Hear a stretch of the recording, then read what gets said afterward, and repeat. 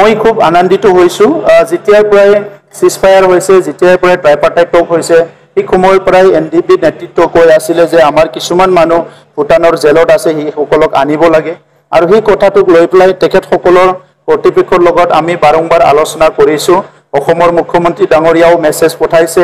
ভাৰত চৰকাৰকো আমি জনাইছো তেনেকৈ আলোচনা কৰি যোৱাকালি তেখেতসকলে এই 6 জন এনডিপিৰ লগত ডাইৰেক্ট ইনডাইৰেক্ট জড়িত থকা তেখেতসকলৰ যিখিনি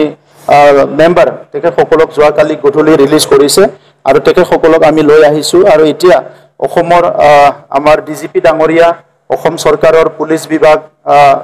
এসবি বিভাগ তেখেতসকলৰ কিবা কেছ আছে নেকি কি আছে কি নাই বাকি প্ৰক্ৰিয়াটো তেখেতসকলে কৰিব কিন্তু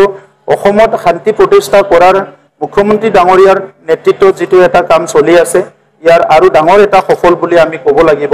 আৰু তেখেতসকলে আজি ভালকে ঘূৰি আহি নিজৰ পৰিয়ালৰ লগত থাকিব পাৰিব এটো আমাৰ কাৰণে এটা সুখবৰ তেখেতসকলৰ জীৱনটো মংগল হওক অনাগত দিনত নিজৰ মাতৃৰ লগত নিজৰ পৰিয়ালৰ লগত ভালভাৱে থাকিবলৈ তেখেতসকলে যাতে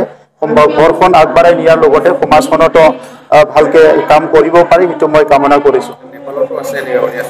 নেপালত এজন আছে তেখেতৰ কেছ চলি আছে আমাৰ মাজতে বিধায়ক লৰেন্স ইছলাৰী ডাঙৰীয়া আমাৰ এমচিএলএ মাধৱ সেট্টি ডাঙৰীয়া নেপালত গৈ পেলাই লগ কৰি আহিছে তেখেতৰ কেছ চলি আছে আৰু নৰমেল যেটো প্ৰক্ৰিয়া চলি আছে এই প্ৰক্ৰিয়াৰ দ্বাৰাই কম দিনৰ ভিতৰত তেখেতে ৰিলিজ হ'ব বুলি আমি গম পাইছো ৰিসেন্টলি আমি আলোচনা কৰা ভাৰত চৰকাৰ অসম চৰকাৰৰ লগত যেতিয়া ৰিভিউ এই সময় যিমান এনআইএ সিবিআই কেছ এইটো শেষ হ'ব লাগে ইয়াৰ আলোচনা কৰা আমি দেশখন চলাবলৈ আমাৰ কিছুমান পিলাৰ আছে যত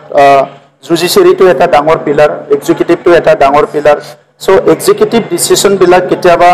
মানে জুডিচিয়াৰি তেটো তেখেতসকলে চাই আৰু যেটো এনডিপিৰ কেছ আছিল হেতু কিছুমান কেছ আগতে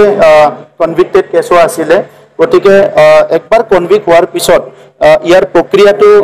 বহুতখিনি দীঘলীয়া হয় বা কঠিন হয় তথাপিতো প্ৰচেষ্টা চলাই থকা হৈছে যিবিলাক নন হাইনিয়াস ক্ৰাইম ইতিমধ্যে